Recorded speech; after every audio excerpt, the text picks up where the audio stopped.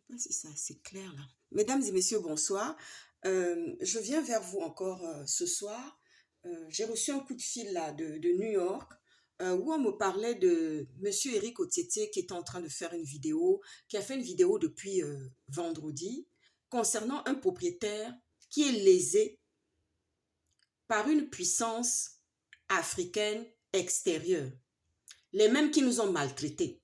Monsieur Oligui, votre main a tremblé. La main du président de la transition, Brice Clotaire Oligui Nguema, a tremblé. Je vais vous lire le droit. Comment est-ce possible que dans un pays digne de ce nom, si on le voit comme ça, ou si on veut le voir comme ça, mais là, dans le cas du Gabon, dans le cas de ce dossier-là, ça ne l'est pas. Parce qu'un pays digne de ce nom protège ses citoyens. La justice est au rendez-vous. Mais dans le cas de ce dossier-là, où le contrat est caduc, le contrat de location de ce bailleur, c'est-à-dire que le contrat de location de cette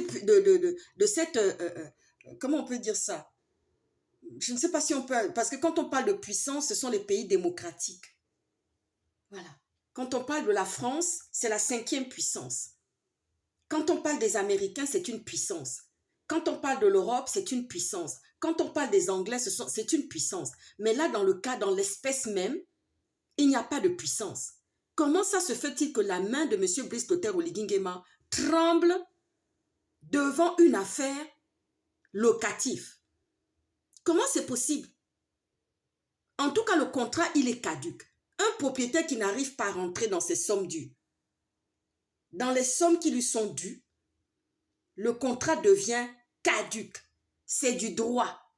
Je suis désolée. On n'a même pas besoin d'aller chercher le Sénat.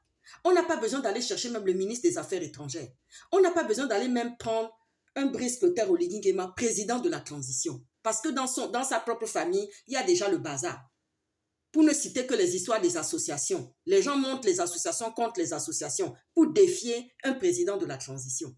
J'ai eu un commentaire de quelqu'un d'OIM qui m'a dit comme ça que oui, si M. Oligui venait, c'est le sang qui va couler. N'est-ce pas, je vous ai dit non? Un commentaire, regardez bien mes commentaires, parce que moi, je n'ai pas le temps de les lire, et c'est souvent mon assistante Mélissa, qui est aussi comme ma fille, qui prend le temps de relever tout ça. Mais en tout cas, on a vu un commentaire qu'on a retenu, et je n'ai pas encore eu le temps de répondre. De toute façon, je ne vais pas répondre. Je ne vais pas du tout répondre, parce que ça vient même directement de là-bas. C'est lettre envoyée, recommandée, expédiée à M. Oligui. M. Oligui, comment c'est possible? Comment c'est possible que dans une république, on ne puisse pas régler le cas de ce propriétaire? Et la justice est défaillante. Mais qui est le ministre même de la justice? J'aimerais bien savoir qui on a mis là. Vous voyez, M. Oligui, quand vous êtes partout, quand on veut être partout, quand on met les mains partout, quand on veut régler, c'est-à-dire qu'on veut, comment dire ça? On est en même temps la fourchette. Quand on veut parler des couverts de table, c'est-à-dire que la main qui tient la fourchette et le couteau tient aussi la justice. Aïe, aïe, aïe. Quand on mélange les torchons et les serviettes, hey, bêta. Waouh! Jésus, il faut descendre au Gabon. Quand on mélange les torchons et les serviettes, monsieur Oligui, vous voyez ce qui arrive, non? Je me dis, mon Dieu, un dossier comme ça, je donne ça au papa de mes enfants. Il n'a même pas besoin d'aller plaider au tribunal. Il va juste envoyer un bon, joli petit courrier. Ou je donne ça même à ma fille, là, ma Tob, là. Je donne ça à ma Tob. Je dis, ma Tob, allez, prépare-moi un courrier, là, s'il te plaît. Envoie-moi ça là-bas. Ça va être réglé. Parce que rien que ce qui va être couché, là, ça va te faire réagir. Et vous savez, je vais vous dire, c'est une question de sorcellerie. Ce dossier-là ne se règle pas parce qu'il y a eu des ententes dans le passé. C'est pour ça que je vous disais tout dernièrement que ça ne fait que 13 mois que nous sommes sortis de ce malheur des pédégistes. De 14 ans de la bête, de 14 ans de Ali Bongo et les pédégistes qui ont phagocyté, qui ont fait des alliances meurtrières. Je veux soulever encore un problème ici. Quand moi, je pleurais mon professeur, et que je disais que mon Dieu, mon professeur, on m'a dit que non, ma maman me dit, je lui ai demandé, je dis, mais maman, est-ce que mon professeur va revenir? Elle me dit, ah non, Ma chérie, autant si toi tu pleures ici parce que tu ne vas plus la voir, mais elle a perdu son mari. Elle ne va pas revenir là maintenant. Le deuil, le deuil nous frappe énormément. Nous sommes tous, moi je suis femme de journaliste, donc nous sommes tous touchés dans ce deuil-là. Elle ne va pas revenir, ma chérie. Ah là, je me suis effondrée. Les larmes ont coulé pendant 1 semaine, 2 semaines, 3 semaines. Le docteur Chamblé disait comme ça, oh là là, Pierre, qu'est-ce qu'on va, elle est encore toute jeune, on ne peut pas lui donner un traitement maintenant. Il va falloir qu'on trouve des solutions pour la sortir de là. Parce que j'étais tellement triste, j'étais tellement, comment on dit ça? Déprimée. J'étais déprimée. J'étais déprimée. Voici ce que les PDG, voici ce que j'avais dit à mon papa. Un jour, j'en pouvais plus, il m'a amené à la consultation chez le docteur Chambrier, là, à la clinique Chambrier, là. Il m'a amené comme ça, je tenais à peine debout. En me sortant de la voiture, je me suis encore effondrée. J'ai dit non, papa, on les a tués. Ces journalistes étaient trop beaux. Ils avaient la lumière naturelle sur eux. On les a tués. Et ça vient encore de qui? Ça vient des PDG. Monsieur Oligui, votre main est en train de trembler maintenant. C'est pas vous qui êtes venu nous dire que oui, il y aura plus de coquins, copines, copinage et tout le pataquès. Ali Bongo est parti maintenant. Donc, on ne peut plus avoir peur maintenant des fétiches du Bénin ou de la sorcellerie du Bénin.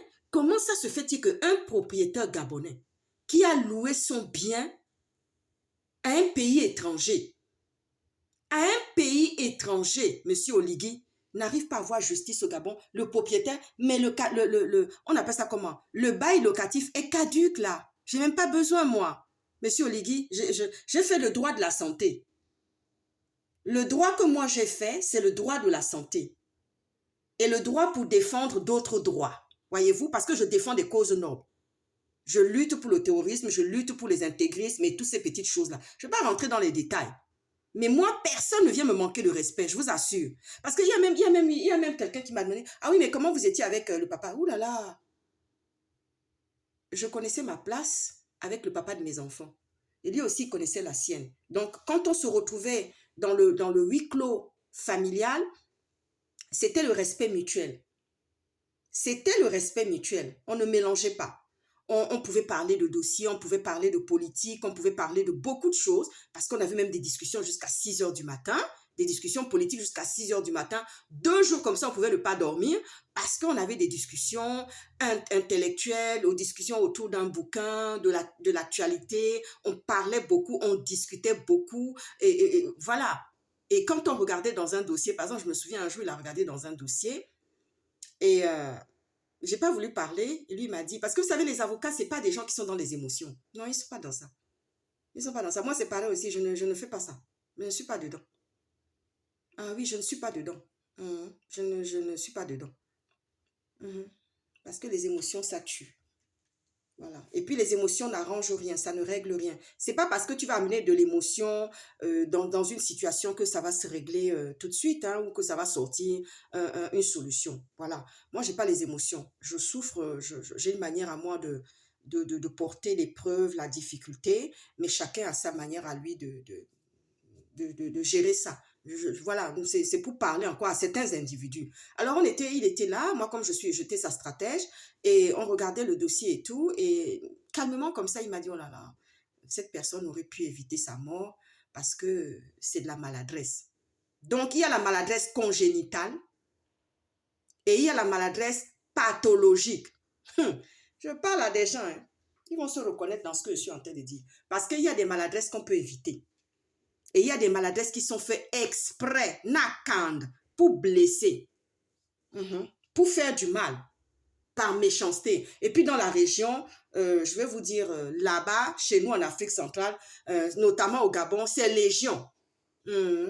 C'est un peu légion. On sait comment les gens ont l'habitude de faire la méchanceté gratuitement. Comme ça, quelqu'un sort du bois, il décide que non, la femme là, j'ai envie de la cibler. Comme ça. Ou bien, comme il y a une expression aussi qui dit oui, elle va prendre cher. D'ailleurs, c'est une expression que je sors souvent. Quand je ne suis pas contente, je dis comme ça, oulala.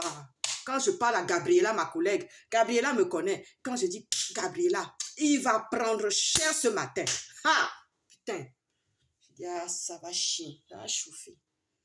Et là, je sors vite mon mauvais comportement. Ceux qui disent que oui, soi-disant, j'ai un mauvais caractère. Heureusement, moi, je suis une femme. Donc, j'ai le droit de... Je ne suis pas là pour montrer mes dents de gauche à droite ici. Non. Ouais, ceci, cela, elle est malheureuse avec quelqu'un. Ah bon? Mais qu'est-ce que vous en savez? Vous en savez quoi de tout ça? Monsieur Oligui, je reviens à vous, je ferme la parenthèse là maintenant. Monsieur Oligui, votre main a tremblé. Vous avez peur de comment on dit ça? De ce pays étranger. Ou bien il y a encore des alliances de fétiches et de sorcellerie. Qu'est-ce qui peut se passer pour qu'un propriétaire ne puisse pas avoir justice dans son pays? De toutes les façons, le bail est caduc, hein, monsieur. Et je vais vous donner la solution. Monsieur le propriétaire, le bail est caduc. Le bail est caduc. Et les magistrats qui n'arrivent pas à prendre ce dossier, franchement, on est obligé d'aller trouver le président pour ça. De la transition. Mais le droit, il s'applique, non, dans ce dossier-là? Pourquoi le droit ne s'applique pas dans le dossier de ce propriétaire-là? C'est mon frère Éric Otietier qui est obligé encore de sortir pour venir sortir ça. L'Union aussi a sorti cette injustice-là. Les journaux aussi sortent ça. Mais où est M. Oligui en ce moment? Comment ça se fait-il? Ça veut dire qu'on veut même arracher à ce propriétaire le bien. Parce qu'il y a des parties maléfiques, il y a des histoires maléfiques derrière tout ça. Et il y a des choses que M. Oligui sait ou qu'il a découvert, mais pas qu'il a découvert, qu'il sait quand son patron, celui qu'il gardait, faisait avec le Bénin, notamment à Combessi. C'est toujours les histoires d'Akombessi qui sont encore en train de se faire là, qu'on est en train de voir là, la sorcellerie. Mais c'est incroyable ça, mais c'est une honte. Monsieur Oligui, veuillez nous régler cette situation rapidement, puisque tout doit passer par vous, royalement. Bonne soirée, et je soutiens le propriétaire.